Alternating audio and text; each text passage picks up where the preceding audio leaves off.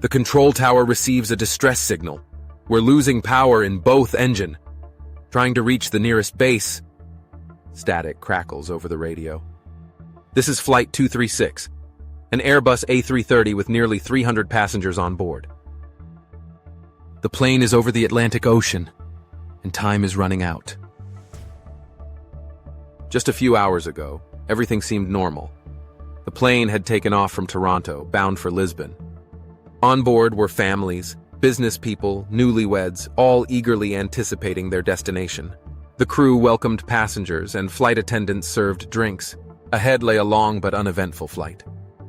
A few hours into the flight, the pilots noticed something unusual. The fuel consumption is increasing too rapidly. They check the instruments, but there are no visible leaks. Then one engine loses power. Alarm escalates as the second engine shuts down due to a lack of fuel. The pilots realize the plane has turned into a glider. The nearest land is 120 kilometers away.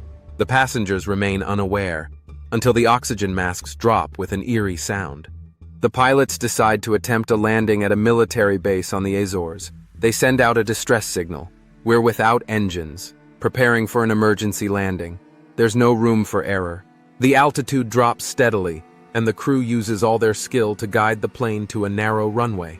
Despite the critical situation, the pilots perform the impossible. They land the plane safely on the base. The wheels touch down and the aircraft slows, leaving smoky streaks on the runway. Passengers, frozen in shock, begin to applaud. Rescuers rush toward the aircraft. This flight became one of the most incredible stories in aviation history. The crew demonstrated that professionalism and composure can save hundreds of lives, even under the most challenging circumstances. Their actions set a benchmark for pilots worldwide. In our next video, you will see an amazing story based on real events that you should not miss.